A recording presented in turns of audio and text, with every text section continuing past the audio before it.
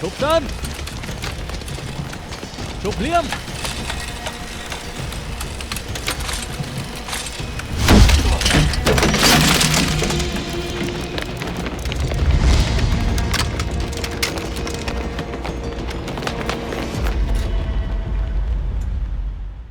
很久不見對吧？豈有參半，不一一細數，也記掛。無悔走過每步，無謂這要將山推倒，和你走到半途，經分道，辛酸事不敢提到，還抗險惡洗到，仍固執縱使給聲討，曾說好要向前，不止步，擊不到。想你聽到知道我安好，從遠方報道。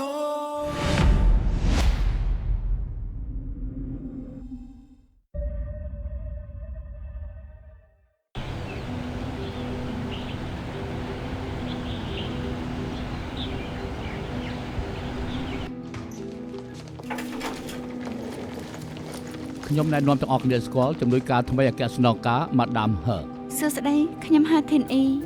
ជាអធិការវ័យក្មេងរបស់ពួកយើងគ្រប់គ្នាគឺធ្វើការបានល្អទៅអង្គុយចុះទៅពួកយើងចាប់ដើមទាំងអស់គ្នាបានដឹងហើយប៉ូលីសបានរកឃើញនៅអាវុធមួយបាច់អាវុធនោះគឺជឿជាក់ថាជញ្ជូនតាមសមុទ្រម៉ាដាមហឺគឺជាអ្នកកាន់រឹកក្តីនេះរឹតបន្តឹងការឆែកឆេរមិនឲ្យទំនិញរត់ពន្ធចូលហុងកុងទេ យើងនៅលើប្រតិបត្តិការនេះពីទិសដៅប្រមាណជា 3-4 ទូករថពន្ធទាំងនេះគឺចាស់ដន់ខ្លាំងណាស់យើងមិនទាន់ដឹងទេថាពួកគេដឹកជញ្ជូនរបៀបម៉េចពួកយើងបានត្រឹមតែបន្ថែមកម្លាំងឃ្លាំមើលនៅមណ្ឌលកុងត្រូលប៉ុណ្ណោះមិនចាំបន្ថែមការយកចិត្តទុកដាក់លើផ្លូវគោកខណៈយាមកាមនៅផ្លូវទឹកកូនទូកមួយក៏មិនអាចរំលងដែរ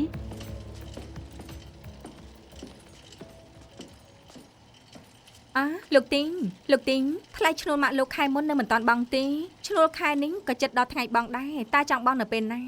ខ្ញុំតកូលចៅទេ អាល្អិតសំអីឯងមិនហៅយើងថាម៉ាក់ហើយនៅហ៊ានបដូរតកូលទៀតកូនអកតញ្ញូ បាន លោកទីង បាន ប៉ុណ្ណឹងចាសូមទៅផងអស់ប្រហែលដែរ 2 ខែ 32,000 អស់បានទៅចាំខាងក្នុងខ្ញុំទៅបង់លុយសិន ទិញស៊ីវហ្វៃ ត្រូវហើយ ចេញខាងនេះ សូមទៅផងត្រង់នេះមែនទេ ត្រូវហើយ ឲ្យមិនបានជាវាហើមចឹង យើងល្វើយ លោក ណា ចៅថ្លៃយកព័ត៌មាន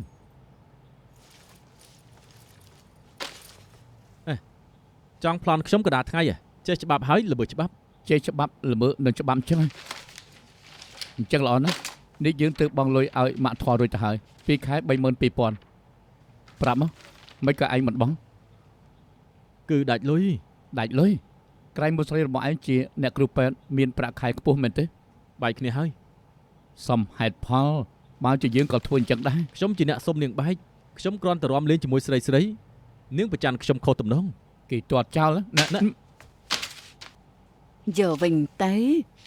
លោកចៅมันអាចទទួលសំណុកបានទេកូនប្រុសគេជាមនុស្សអាក្រក់កុំសេពគប់គេអីកុំឲ្យលោកប៉ាអ៊ំទី2តាទី3ខកបំណង គឺអ៊ំទី3តាទី ពិតមែនទេ 2ត្រូវហើយ មិនអីទេអង្គុយចុះ ម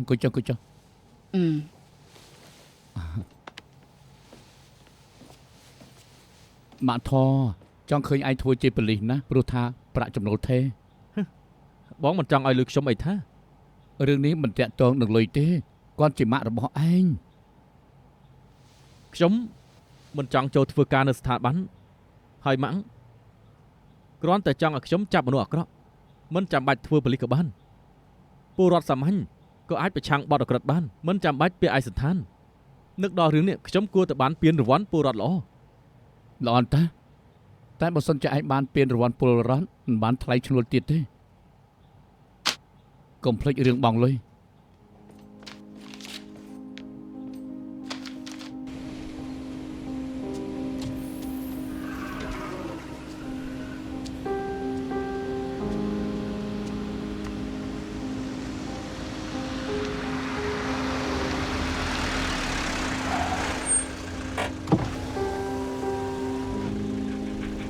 សណ្ដែកអេ មកអូទៅរកអ្នកម៉ាក់ទៅ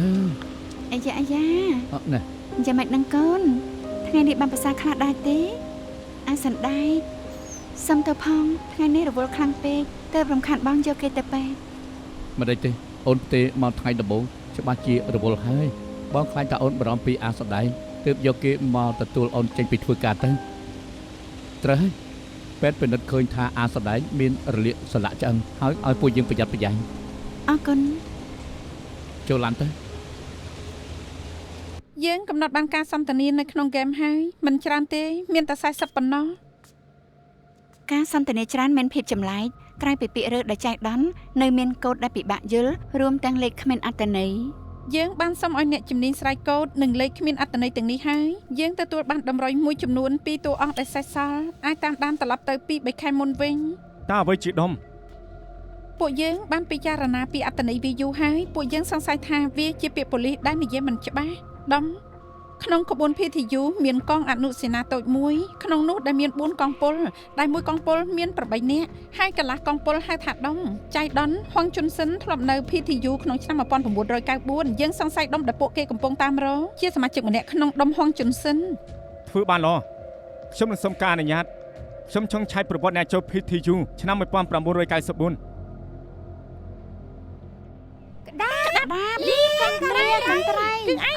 គឺឯងធ្វើជាខ្មោចតមកមួយពី3តោះ រំពេលនេះមានការបាញ់បោះមួយកើតឡើងនៅសួនដៃទិនមេឃមួយចំនួនមានកំភ្លើងក្នុងដៃតែគ្មាននរណារមុនទេប៉ូលីសកំពុងតែធ្វើការស៊ើបរកប្រភពនៃកំភ្លើងនៅតែមិនទាន់ដឹងថាវាមានការពាក់ព័ន្ធនឹងការបាញ់បោះជាពេលថ្មីៗឬក៏អត់ជាក្នុងអំពើភេរវកម្មប៉ូលីសបានណែនាំពលរដ្ឋកុំឲ្យប៉ះពាល់វត្ថុនៅទីសាធារណៈដែលយល់ថាគួរសង្ស័យបើសិនជាបានជួបទៅរាយការណ៍ទៅប៉ូលីសលៀប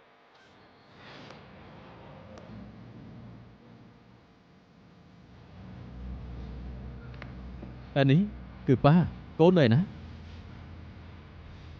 អូប៉ាគ្រាន់តែចង់រំលឹកកូនឲ្យឆាប់ទៅផ្ទះកុំនៅខាងក្រៅដល់យប់ពេកល្អបាយបាយ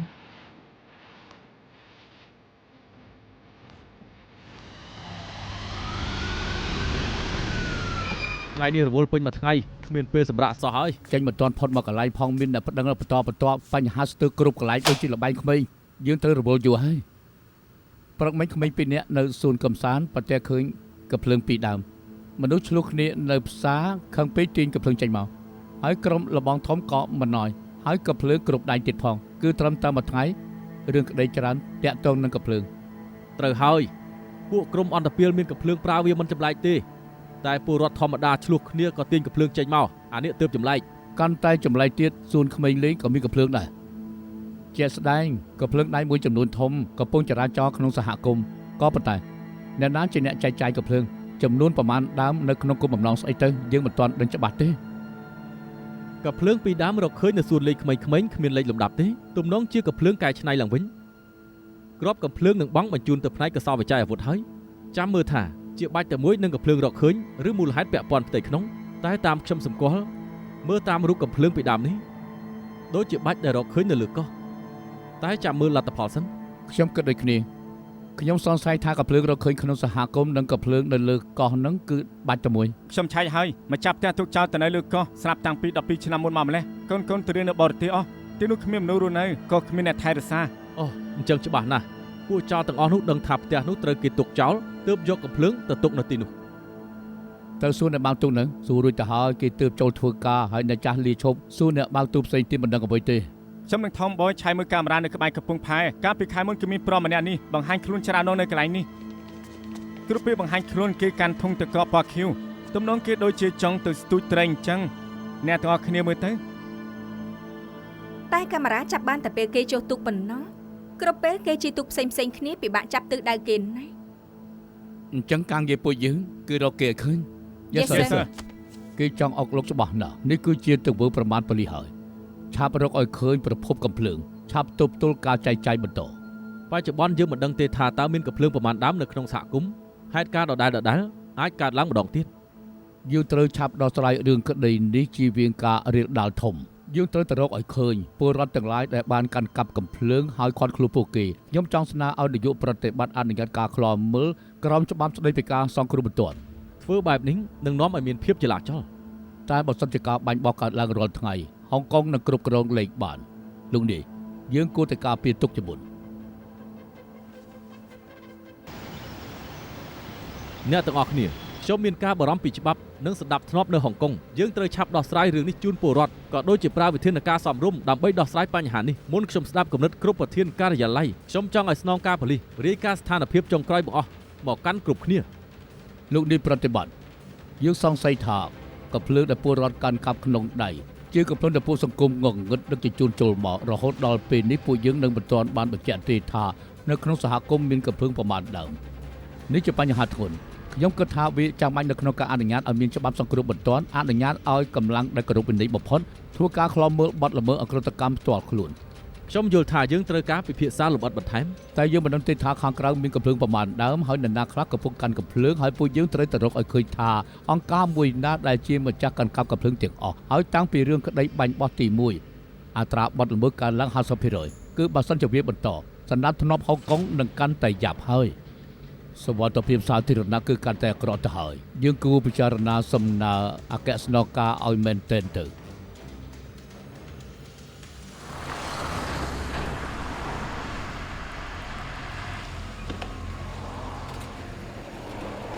ហើយការលើកមុននៅមិនទាន់សាបរលាបនៅឡើយទេអ្នកណាក៏ដឹងដែរ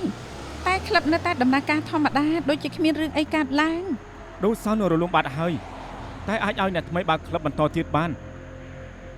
រកមេខ្លះមិនទាន់ឃើញផងរឿងមិនចប់នោះទេក្លឹបនេះបម្រើសេវាកម្មផ្លូវភេទជាពិសេសដើម្បីស៊ើបប៉ាន់ពួកមន្ត្រីអត់ខួរប៉ូលីសច្បាស់ជាមានការពាក់ព័ន្ធមិនស្រួលការពារដោយប៉ូលីសផងក៏មិនដឹងទើបអាចបើកវិញបានឆាប់បែបនេះ លើកមុនខ្ញុំរកបានច្រើនណាស់ យី ពិតមែនណា ខ្ញុំចំណាំស្រីម្នាក់ស្លៀកសម្ពុតនោះបានលើកមុននាងក៏មកដែរ នឹងច្បាស់ជាមិនដឹងរឿងអីទេ ទៅដល់ខាងលើត្រូវចេះស្ដាប់បង្គាប់កុំបង្កសម្លេងរំខានកុំនិយាយបើគេមិនសួរកុំឆ្លើយយល់ទេ យល់ យល់ហើយ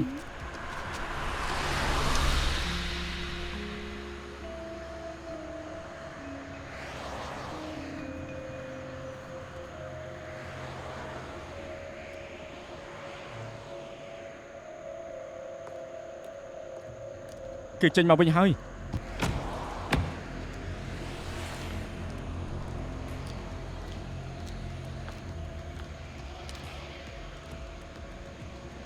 ដូសោនលែងមានទៀតហើយមិនក៏នាងទៅទីនោះទៀតមានគេបំភ័យនាងមែនទេ មានអ្វីចង់សួរនាំក៏សួរមកចុះ ក្រៅពីមន្ត្រីគយពីរនាក់នោះនៅមានមន្ត្រីណាផ្សេងទៀតនៅទីនោះ ខ្ញុំមិននឹងដឹងទេ គឺឲ្យច្បាស់ទៅ លោកប៉ូលីសខ្ញុំពិតជាមិនដឹងមែនបើពួកគេជាមន្ត្រីតែចូលទៅស្លៀកពាក់ធម្មតាខ្ញុំធ្វើមិនមើលដឹង បើត្រីចាប់បានកំឡុងពេលនៅក្រៅឃុំដឹងថាមានបញ្ហាធំដែរទេនាងអត់ប្រាប់ពួកយើងជួយមិនបានទេនាងនៅក្មេងនិងស្រស់ស្អាតមិនចង់ជាប់គុកទេមែនទេរីកុំធ្វើបែបនេះអី អត់ទេក្លឹបនោះមានតែជូហ្វូជាម្ចាស់បើខ្ញុំអាចចូលទៅបានខ្ញុំអាចប្រមូលផុសតាំងប្តឹងទៅគេបានម្ដងនេះឲ្យខ្ញុំជួយផងទៅខ្ញុំដឹងត្រឹមថាអ្នកចូលទៅលេងនៅទីនោះមានមន្ត្រីសាធារណៈជាច្រើនតែពួកគេធ្វើការផ្នែកអ្វីខ្ញុំមិនដឹងពិតមែនតែមានបរិមម្នាក់មានស្នាមសម្លាក់មួយនៅកែងដៃមើលទៅដូចជាស្នាមកំបិតខ្ញុំសួរនាំគេដែរថារងរបួសដោយសារអ្វីគេថាមានរបួសពេលចាប់មនុស្សអាក្រក់ គឺឈ្មោះអីឈ្មោះក្រៅគ្រប់គ្នាហៅថាម៉េច ពួកយើងចូលទៅទីនោះបែបលួចលាក់គ្មានអ្នកណាគេហៅឈ្មោះគ្នាក៏មិនប្រាប់ឈ្មោះខ្លួនឯងដែរតើខ្ញុំអាចចេញទៅបានហើយនៅ បើនាងនឹកឃើញរឿងអីតាក់ទងមកខ្ញុំបាន ប៉ូលីសនៅក្នុងក្រុមហ៊ុនចុនសិនឥឡូវនេះរួមទាំងមន្ត្រីផ្នែកបាត់ខ្លួនមនុស្សអធិការចុងកោះសៀងហងស៊ឺចឹងនៅផ្នែកបាត់ល្មើសពាណិជ្ជកម្មនិងអធិការ OCTB លីនឈីន Ankas ទៅខ្លំមើលចុងកោសាំង Yes sir Vicky ទៅតាមហងស៊ឺចឹង Yes sir Saibi តាមដានលីនឈិន Saibi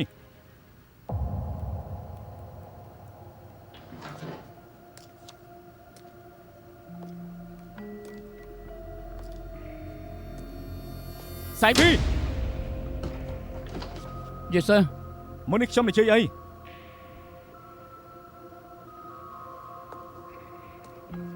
សូមទល់លោកនេះ ខ្ញុំនិយាយម្ដងទៀតឯងទៅតាមដានលៀនឈិនមើលរចនាកាតអីធ្វើការភ្លឹកបង្កើតកំហុសមិនឈប់បាននៅតែអញ្ចឹងខ្ញុំនឹងដកឯងចេញ Yes sir ចប់ការប្រជុំ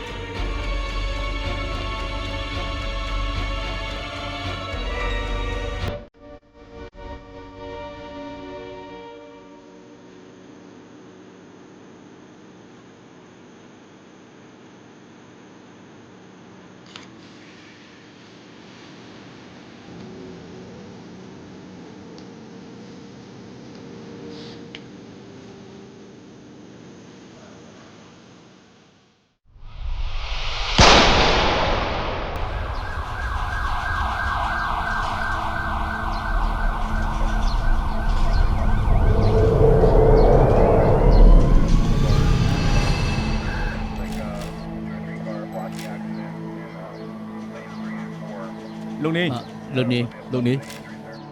គាត់ត្រាទុកទៅ លោកទៅចាស់បានអ្វីខ្លះ របួសម្ដាលឲ្យស្លាប់គឺត្រូវគ្រាប់ចំក្បាលទិសដៅគ្រាប់កំភ្លឹងបង្ហាញថាត្រូវគេបាញ់ចំពីមុខម្ដាលឲ្យស្លាប់អវយវៈគឺមិនមានស្នាមខុសប្រក្រតីទេដូច្នេះពេលវេលាស្លាប់នៅចន្លោះម៉ោង 9:11 នាទីយប់ លោកចៅ យ៉ាងមិន ខ្ញុំរកឃើញវានៅត្រង់នោះ ឲ្យកសលវិច័យពិនិត្យទៅ អូខេលោកនេះលើខ្លួនសាកសពមានឃើញកាបូបមួយគេឈ្មោះហឺជាមីងអាយុ28ឆ្នាំនៅរកឃើញការសម្គាល់ខ្លួន ICAC ផងដែរ ICAC ប្រាប់ពួកគេនៅ ប្រាប់ហើយ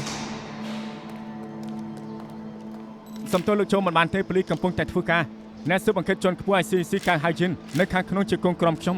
ឲ្យគេចូលមកលោកអាខ្ញុំមើលការខុសត្រូវទីនេះ ឃើញទូរស័ព្ទឬសៀវភៅកត់ត្រាគេដែរទេ ឃើញតែកូនកាបូបមួយនិងកាសតិចគេតែប៉ុណ្ណោះ លោកចៅខ្ញុំចូលបានទេ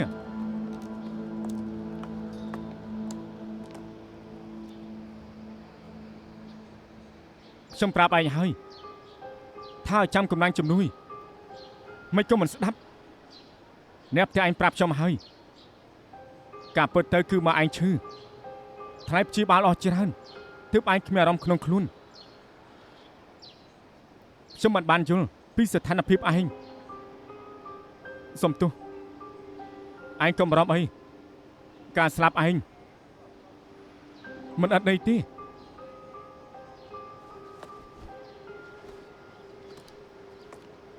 លោកកាសូមសួរថាកូនចៅរបស់លោកកំពុងប្រតិបត្តិការ កំពុងបំពេញភារកិច្ច អាចនិយាយរឿងក្តីប្រាប់ខ្ញុំបានទេខ្ញុំគ្រាន់ចង់ដឹងថាមាននរណាគួរឲ្យសង្ស័យមានបំណងសម្លាប់កំណត់ទំហំបញ្ហាជួយសន្សំពេលគ្រប់គ្នា ឥឡូវមានមនុស្សស្លាប់ប្រាប់ពួកយើងដូចជាបានការពារអ្នកដទៃ សុំទោស ICAC មិនអាចផ្ដល់ព័ត៌មានក្នុងការស៊ើបអង្កេតបានទេសង្ឃឹមថាលោកយល់ មិនចាំបាច់ស្មុគស្មាញពេកទេ ICAC រឹតបន្តឹងព័ត៌មានណា អញ្ចឹងលោកតាក់ទងគេចុងក្រោយនៅឯណាទៅអាចសួរបានទេ យប់មិញម៉ោង 9:40 នាទីនៅជិះតាមទូរស័ព្ទ ចុះក្រោយមក សេវាចាប់ផ្ដើមខ្សោយរួចក៏បាត់តាក់ទង យល់ទេ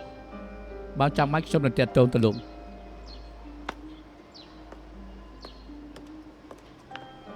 អូគេដឹងថាអ្នកណាគួរសង្ស័យតែមិនព្រមប្រាប់ពួកយើង គេធ្វើការគោរពទៅតាមនីតិវិធីបើប្រាប់បានគេនឹងប្រាប់ហើយ គេធ្វើឲ្យគ្រប់គ្នាខាតពេល ត្រូវបើប្រាប់ថានរណាជាឃាតករឯងទំនេរហើយ នៅតែហួសចិត្តកូនចៅស្លាប់ទាំងមូលគេដូចជាអត់កើតទុកអីសោះ ឯងចង់ឲ្យគេយំនៅទីនេះគេធ្វើពុតជារឿងមមប៉ុណ្ណោះខ្ញុំយល់អារម្មណ៍នេះ អូគេកំពុងតែស៊ើបមនុស្សក្នុងជួរប៉ូលីសទើបមិនប្រាប់ពួកយើងហ៎ អ្វីក៏អាចទៅរួចត្រូវជាសម្ភារហើយថ្ងៃនេះឯងឡើងនិយាយ Yes sir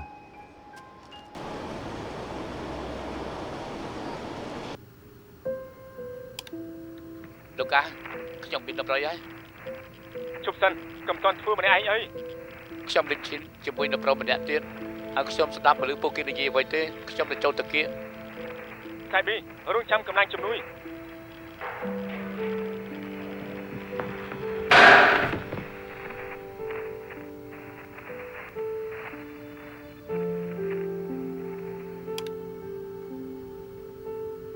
ការស្លាប់សៃប៊ីប៉ះពាល់ដល់ផ្លូវចិត្តគ្រប់គ្នាតែពីមុនពួកយើងគឺរកឃើញមេខ្លោងពីក្រោយហើយការក្នុងរឿងក្តីនេះជនរងគ្រោះមានជាបន្តបន្ទាប់ដូច្នេះពេលនេះគឺពួកយើងមិនត្រូវបាក់ទឹកចិត្តទេយើងត្រូវខំប្រឹងឲ្យខ្លាំងជាងនេះជាការតបស្នងដល់សៃប៊ី រឿងក្តីនេះផ្នែកប្រឆាំងក្រិតកម្មគឺជាអ្នកកាន់យើងមិនដឹងថានៅក្នុងជួរប៉ូលីសមានរឿងនៅក្នុងឬមួយក៏អត់ទេជីវិតមានការបែកធ្លាយមិនឲ្យព័ត៌មានផ្សាយជាសាធារណៈទេ បានរបាយការណ៍កន្លងក្របបាញ់ហើយក្របដែលបាញ់អ្នកស៊ើបអង្កេត ICAC ពាក់ព័ន្ធនឹងបាច់អាវុធដែលរកឃើញនៅកោះឡុងប៊ូជើឃាតករក៏ទំនងជាប្រើកាភ្លើងម៉ាក់ឡុក17ដូចគ្នា ម៉ូដែលនេះប្រើក្នុងរឿងក្តីបាច់បោះថ្មីនេះដែរតើ មិនខុសទេគោខ្មៅទៅមន្ទីរពិសោធន៍រដ្ឋទៅរកមើលថា GSR របស់ពួកគេដូចគ្នាឬអត់ ដឹងហើយ ខ្ញុំបានទៅឃ្លាំងអាវុធប៉ូលីសហើយកាំភ្លើងអ្នកពួកយើងរកគឺមិននៅទីនេះទេ បានន័យថាអាវុធដែលពួកយើងរកឃើញត្រឹមតែមួយចំនួនទេមួយចំនួនទៀតនៅមានអ្នកប្រើធម្មតា ការស្លាប់របស់សៃប៊ីពាក់ព័ន្ធនឹងជនសង្ស័យ2នាក់ទី1អធិការជាន់ខ្ពស់ OCTB លីនឈិនជនទី2តាមដែលសៃប៊ីបានរៀបការមុនស្លាប់គេពាក់ព័ន្ធនឹងលីនឈិន លេនឈីនបាត់ខ្លួនតាំងពីយប់មិញមិនដឹងគេទៅណាទេ ពីរនាក់គេជាជនសង្ស័យបំផុតនិងគ្រោះថ្នាក់បំផុតដូចគ្នាពួកគេមានកាំភ្លើងបើសិនជាមាននរណាម្នាក់បានឃើញពួកគេឬការមកខ្ញុំភ្លាមមិនឲ្យធ្វើអ្វីម្នាក់ឯងទេស្ដាប់យល់ហើយនៅ យល់ហើយ Yes sir បញ្ហានេះធ្ងន់ធ្ងរណាស់ក្នុងប្រតិបត្តិការអនុញ្ញាតឲ្យប្រើប្រាស់កាភ្លើងបើមានអ្វីកើតឡើងត្រូវរាយការណ៍មកខ្ញុំភ្លាមខ្ញុំមិនចង់ឲ្យមាននរណាម្នាក់មានរបួសទៀតទេ វិគីតាមខ្លឹមមួយសមាជិកគ្រួសារលីនឈិន ដឹងហើយ ចេនេះតែឆែកប្រតិបត្តិការកាត់ credit របស់លីនឈិនក្រែងអាចរកគេឃើញ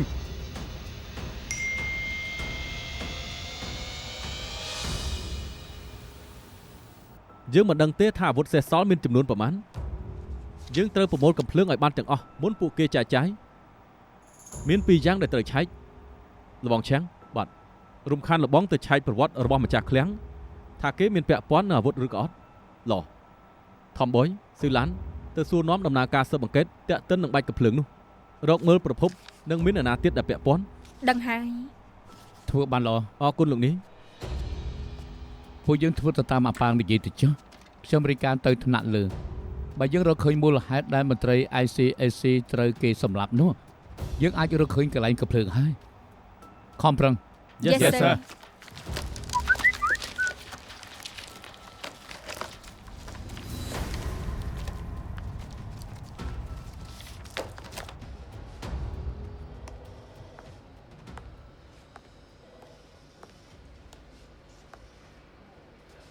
អ្នកស៊ើបអង្កេតជាន់ខ្ពស់ ICAC កៅហៃជិន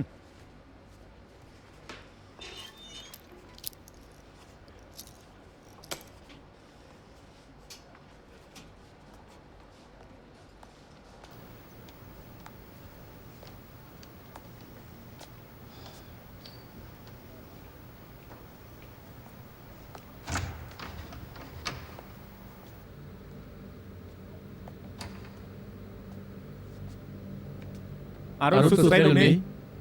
នេះគឺជាអ្នកស៊ើបអង្កេតជាន់ខ្ពស់ ICAC កៅហៅជាតិគឺជាថ្នាក់លើអ្នកស្លាប់ក្នុងភារកិច្ចជំនួយការអ្នកស៊ើបអង្កេតជាន់ខ្ពស់ហឺជីមីងអគ្គរដ្ឋអាជ្ញាស្ថាប័នឯកការលីអ៊ីហ្វាន់រេម៉ុន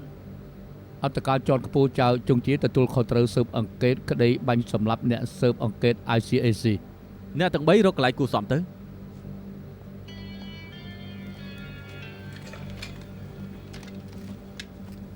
អ្នកទាំង3ខ្ញុំជឿថាមុននឹងមកពួកលោកបានដឹងរឿងខ្លះហើយ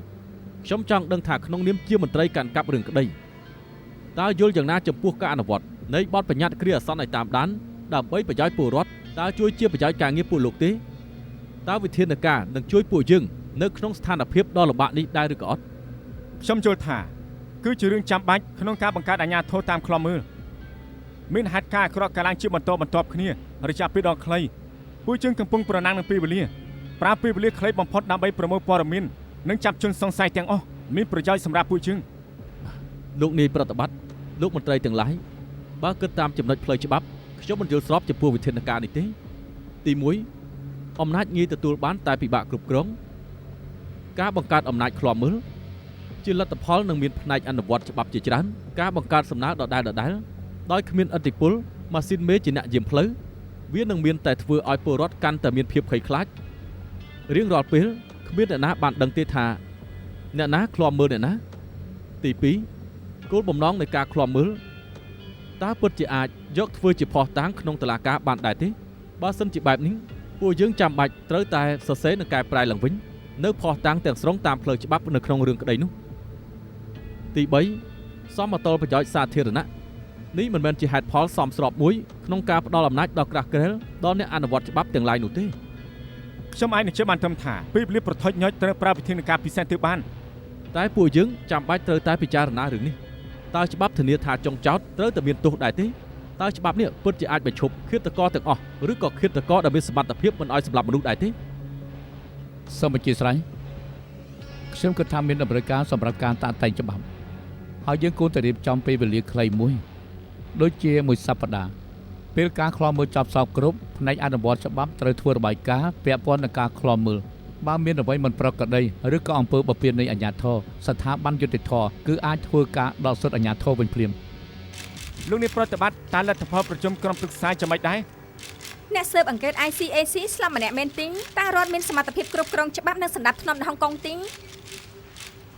រឿងក្តីបាញ់បោះកំភ្លើងដោយសេរីគឺជាអបតហេតុដ៏អាក្រក់បំផុតមួយនៅក្នុងប្រវត្តិសាស្ត្រសង្គមតែខ្ញុំមានជំនឿជឿជាក់លើប្រព័ន្ធយើងកំពុងមានផ្នែកអនុវត្តច្បាប់មានទាំងសមត្ថភាពនិងទំនួលខុសត្រូវតើលោកប្រឹងប្រើច្បាប់សង្គ្រោះបន្ទាន់ទប់ទល់នឹងហេតុការណ៍បែបណាអត់ទេ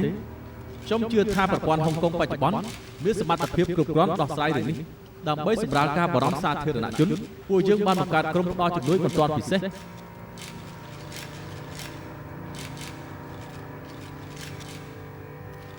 បើមានអ្នកត្រូវបាញ់ម្ដងទៀតតើនឹងមានអ្វីកើតឡើងបន្ទាន់តើលើកនេះជាការសម្រេចចិត្តអ្នកណាទេ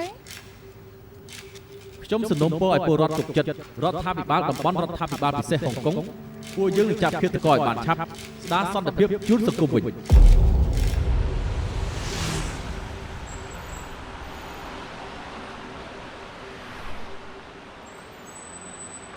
ពួកយើងកំពុងចាំនៅខាងក្រៅអាផាតមិនលីនឈិន8ម៉ោងទៀតវិគីនឹងទៅជំនួសម្ដងមានដំណឹងអីត្រូវរាយការណ៍ភ្លាមគ្មានបញ្ហាទេរលីនឈិនឃើញហើយនៅគេអត់ប្រើកាតក្រេឌីតទេអត់ទេមិនសំបីកាតជីឡានក្រុងគេអត់បន្សល់ដានឌីជីថលគេប្រយ័ត្នប្រយែងខ្លាំងណាស់ចុះទូរស័ព្ទគេអត់ប្រើវាតាំងតែពីយប់មិញ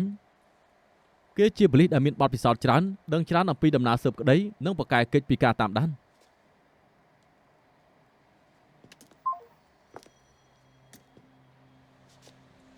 លោកកៅមិនបានតម្រុយអីទេផាំងណែខ្ញុំបាញ់ឲ្យម្នាក់នោះស្លាប់បែបនេះប៉ូលីសនៅក្បែរខ្ញុំវាខ្លាចខ្លាំងណាស់ឯងធ្វើឲ្យយើងខឹងស្លាប់ហើយ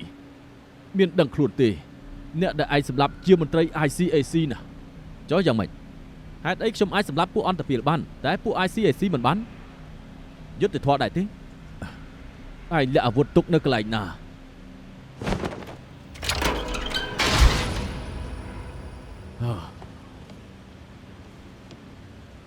ហើយយ៉ាឯងនេះឈួតមែនតើហើយឯងហ៊ានលួចកំភ្លើងរបស់លោកតាយហ ហើយនៅយកមកទុកនៅទីនេះទៀតណាមិនចាំបាច់ភ័យទេកំភ្លើងគាត់ទុកសម្រាប់ប្រើខ្លួនឯងខ្ញុំគ្រាន់តែលក់មួយចំនួនលុយប៉ុណ្ណឹងគាត់មិនប្រកាន់ទេឯងប្រាប់យើងតាមត្រង់មកឯងចាប់ផ្ដើមលួចនិងលក់កំភ្លើងតាំងពីពេលណាអូថ្មីនេះតម្រង់នោមអ៊ំមានបញ្ហាខ្ញុំធ្វើការអ៊ំមួយរយៈខ្ញុំនឹកឃើញគំនិតដ៏អស្ចារ្យមួយទុកចិត្តចុះខ្ញុំចៃអ៊ំខ្លះឥឡូវមនុស្សជាច្រើនកំពុងតែតាមរកឯងនឹងគិតធ្វើយ៉ាងម៉េចរកប៉ូលីសម្នាក់ឲ្យដោះស្រាយរឿងនេះទៅវាចប់បាត់ទៅហើយអ៊ំស្គាល់ប៉ូលីសច្រើនណាស់ណែការដែលខ្ញុំហៅលីនឈិនមកជួបដោយសារខ្ញុំសុំឲ្យគេជួយតែចង្រៃអីជួបមន្ត្រី ICAC ឈួតឡប់នោះធ្វើឲ្យខូចការអស់យើងអត់និយាយរឿងចាត់ការជាមួយប៉ូលីសទេតែជារឿងដែលដោះស្រាយជាមួយលោកតាយហើយយ៉ាអ៊ំប្រុសកើតតាមមុខតំណែងអ៊ំនៅពេលនេះខ្លាចអីតែជាហ្វូនោះបិទមាត់ទៅអាល្ងងទោះជាឯងចង់ងាប់យើងក៏មិនចង់ដែររោងចក្រនេះនៅក្រោមឈ្មោះរបស់យើងបើមានបញ្ហាអីដូចសម្រាប់យើងអញ្ចឹងឈប់និយាយទៀតទៅឆាប់ទៅរកកន្លែងមួយលាក់ខ្លួនឲ្យបានល្អហើយយើងនឹងឲ្យមនុស្សទៅរកមើលថាពួកប៉ូលីសស៊ើបបានរឿងអ្វីខ្លះហើយតែរឿងដែលសំខាន់នៅពេលនេះមិនអាចឲ្យលោកតាយដឹងរឿងនេះជាដាច់ខាតមិនអញ្ចឹងទេគ្មាននរណាអាចជួយឯងបានទេអូខេអញ្ចឹងខ្ញុំទៅរកកន្លែងផ្លុងកំភ្លើងនេះចោលទៅមិនបាច់ទេនៅចាត់ការរឿងនេះប្រើពេលយូរណាស់មិនបានខ្ញុំមិនអនុញ្ញាតលិខិតនេះទេលីនឈិនចុងកសាំងនិងហងស៊ឺចឹងពួកគេគឺជាគ្នាដើម្បីចាប់លីនឈិនត្រូវខ្លំមើលពីអ្នកទៀតរឿងនេះគ្រាន់តែជាការប៉ាន់ស្មានរបស់ឯងត្រឹមអំណះអំណាងប៉ុណ្ណេះសូម្បីចៅក្រមក៏មិនអនុញ្ញាតដែរការរៀបរៀងទំនាក់ទំនងនឹងបទបញ្ជាខ្លំមើលចំពោះ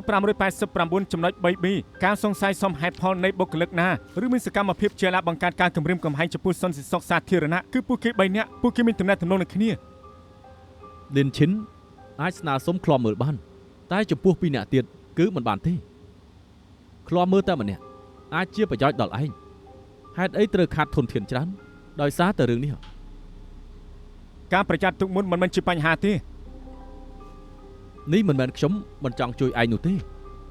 ងត្រូវយល់ពីស្ថានភាពបច្ចុប្បន្នបើសិនជាឯងធ្វើបែបនេះនឹងធ្វើឲ្យប៉ូលីសដឹងខ្លួនឥឡូវរវាងប៉ូលីសនិង ICAC កំពុងតែមានរឿងរកម្មរកូសស្រាប់ឥឡូវយើងគិតថាចុងក្រោយស៊ើបអ្វីក៏មិនបានវានឹងខ្លាចជាការយល់ច្រឡំដ៏អាក្រក់មួយរឿងសាមញ្ញបំផុតនោះគឺខណៈនេះឯងគ្មានភស្តុតាងជាក់លាក់ណាមួយបញ្ជាក់ថាពីរអ្នកនោះមានពាក់ព័ន្ធ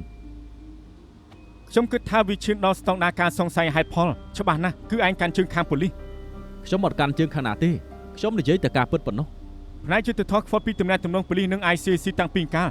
នីតិបញ្ញត្តិនីតិប្រតិបត្តិនិងតុលាការមានភាពស្មើគ្នាជារឿងសំខាន់តាមការយល់ឃើញផ្នែកតុលាការយើងត្រូវពិចារណាលើរឿងធំចំពោះរឿងក្តីឯងនិយាយតាមត្រង់ឯងមិនអាចសូម្បីឆ្លងកាត់ជំហានទី1នៃការដាក់ភស្តុតាងឯងយល់ដែរទេ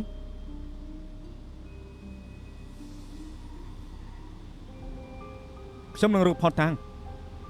ប៉ុណ្ណឹងចុះ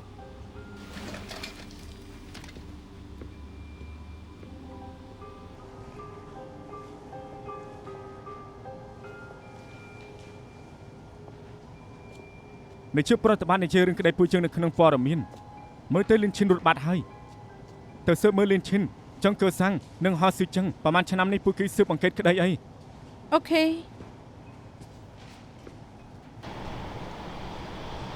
ឆ្ងាញ់ដែរទេតែទៀតបាយឆាមាសមកដល់ហើយរសជាតិវាឆ្ងាញ់ជាងនេះទៀតតម្រងនោមបងទើបតែបានធូរស្បើយកុំញ៉ាំអាហារមានរសជាតិដិតពេកមិនអីទេយូរបានញ៉ាំបាយជុំគ្នាម្ដងបាយឆាមីហ៎ទំនងឆ្ងាញ់ដែរទៀតទំនងណាលោកខុងនេះជាវិក័យប័ណ្ណមិនទាន់ញ៉ាំរួចផងចេញវិក័យប័ណ្ណហើយ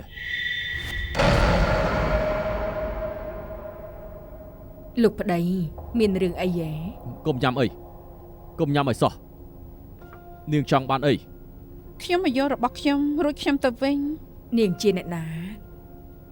នាងជាបុគ្គលិកក្រុមហ៊ុនបងនាងជាប់គុក 2-3 ឆ្នាំមកហើយបើរឿងនេះដោះស្រាយរួចហើយពួកយើងលែងពាក់ព័ន្ធនឹងគ្នាមែនដែរទេលោកខុងបញ្ហានេះពួកយើងដោះស្រាយមិនបានទេ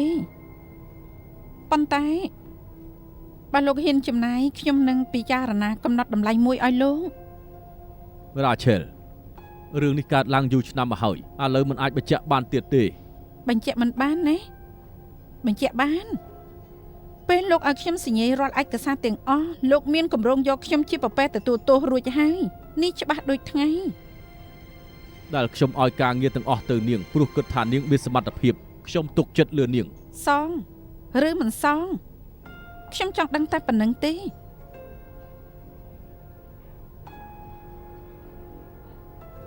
លុយមួយចំនួននេះមិនមែនខ្ញុំយល់ថាខ្ញុំជាពាក់នាងទេខ្ញុំគ្រាន់តែសរសើរនាងដែលក្លាហានហ៊ានមកទារលុយពីខ្ញុំដោយផ្ទាល់នេះជាលើកទី1ក៏ជាលើកចុងក្រោយដែរ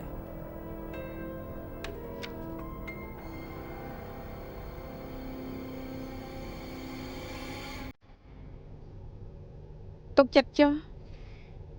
គ្មានលើកក្រោយទេ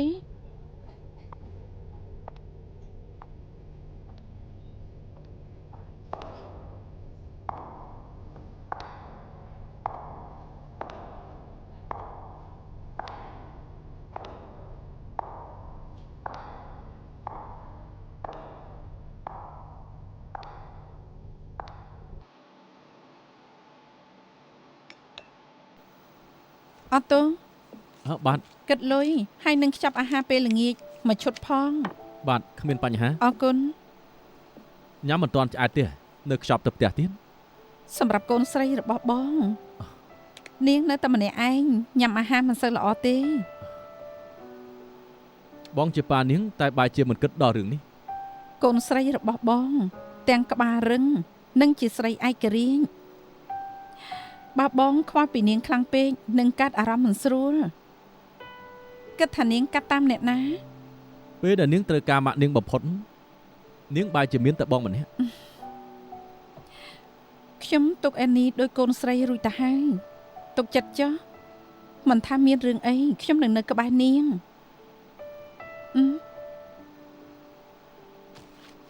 ខ្ញុំយល់ថាមួយនេះសមនឹងបងណាជូនបង ជូនបងវ៉ាអេអូនបានលុយច្រើនមកពីណា ខ្ញុំបានតែជួបខុងយ៉ាងសឹង គេឲ្យលុយនេះមកអូនណា បងគិតថាខ្ញុំមិនគួរទទួលទេ យ៉ាងណាវាក៏មិនអាចប៉ះទៅពេលវេលា8ឆ្នាំដែលអូនបាត់បង់ដែរយ៉ាងណាអរគុណអូនហើយបើមានរឿងអីកើតឡើងម្ដងទៀតអូនត្រូវតែប្រញាប់ប្រាប់បងនៅទៅរកអូនភ្លាម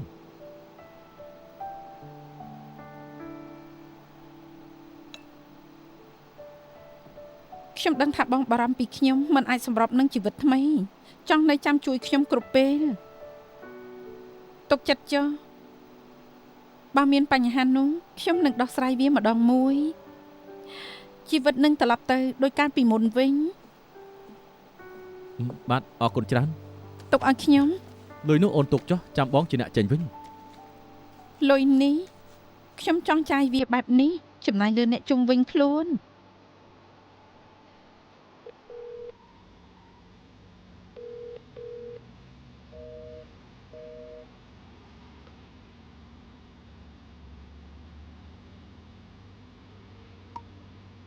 អានេះប៉ាខលរកកូនមួយថ្ងៃហើយ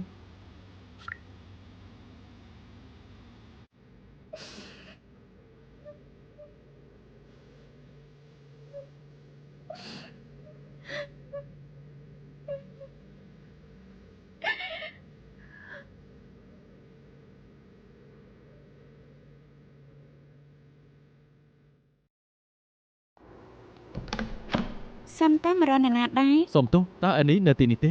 នាងនៅខាងក្នុង អរគុណ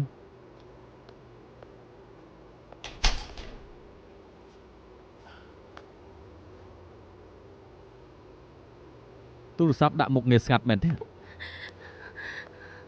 មុននេះកូនតរំសំតោ មើលតើកូនស្លេកស្លាំងណាស់មកស្រួលខ្លួនមែនទេ មិនអីទេកូនមិនអីទេ បើកូនមកស្រួលខ្លួនត្រូវប្រាប់ប៉ាកុំប្រឹងហាត់ពេក កូនមិនអីទេ កូនទើបតែបានធូរស្បើយមកវិញត្រូវការពេលវេលាដើម្បីផ្សះផ្សារបួស ពីមុនកូនរំបាន4ទៅ5ម៉ោងឯណោះឥឡូវតែកន្លះម៉ោងក៏ធ្វើមិនបានផង មិនអាចប្រៀបធៀបគ្នាបានទៅរឿងនេះបង្ខំមិនបានទេយល់អត់ តែ5នាទីទៀតនឹងមានការជ្រើសរើសបេក្ខភាពតាមអនឡាញហើយក្តីសុបិនកូនគឺចង់ចូលធ្វើការនៅក្រុមហ៊ុនមួយនេះតែកូនខំអត់យ៉ាងណាក៏ធ្វើមិនបានល្អ មិនអីទេពេលដែលកូនជាសះស្បើយសាកល្បងម្ដងទៀតទៅ តែឲ្យខ្ញុំរងចាំដល់ពេលណាទៀតទៅកន្លះឆ្នាំ1ឆ្នាំឬក៏2ឆ្នាំដល់ពេលនោះខ្ញុំលែងមានឱកាសទៀតហើយក ុំចឹងអី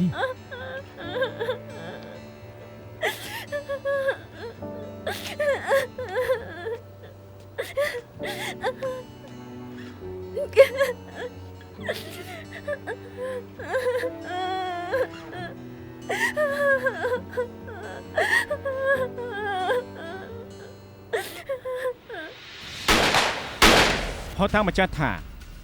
មានបណ្ដាញពុករលួយនៅក្នុងជួបប៉ូលីសខ្ញុំនិយាយម្ដងតែប៉ុណ្ណោះមនុស្សឆ្លាតច្រើនតែមានសំណាងតែងតែនាំមកនៅឱកាស ខ្ញុំមិនថាឯងមិនសប្បាយចិត្តក៏ប៉ុន្តែអាចថានេះគឺជាការរៀបចំឡើងរបស់ព្រះចង់ឲ្យឯងដើរផ្លូវនេះ បើជាបំណងព្រះមានតែធ្វើតាម អាឡូ លោកម្ដងស្អី ប្រាប់ឲ្យថាមកបកគលខ្លួនឆាប់ចាប់ខ្លួនខ្ញុំទៅក្រែងតាមរកខ្ញុំយូរណាស់ហើយ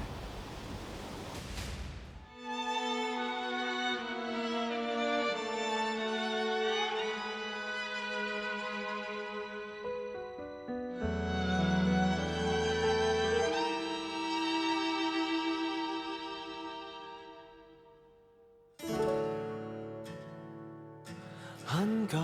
不見對吧？豈有參半不一一細數，也記掛彼此都有選擇，海鷗近現紛飛，因各有各期盼，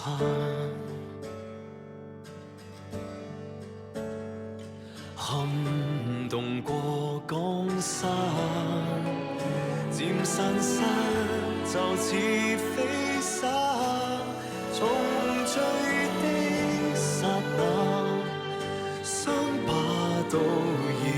轉雨馬，無悔走過每步。無謂這要將山推倒，和你走到半途，經分道，辛酸事不敢提到，還抗險惡洗到，仍固執縱使給聲討，曾說好要向前，不止步，擊不到。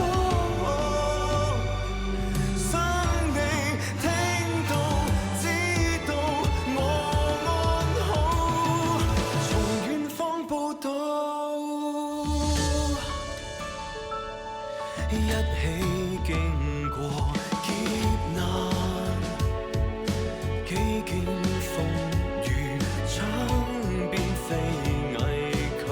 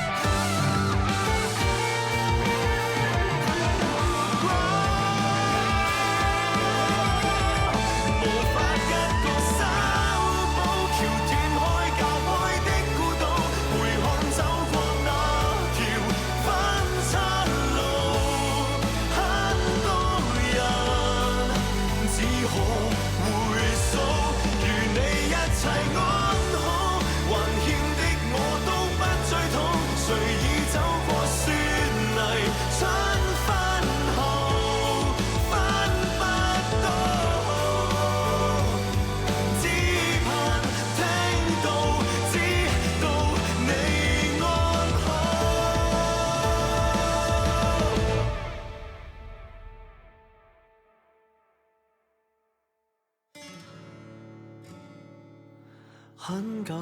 不見，對吧？不想將你放下。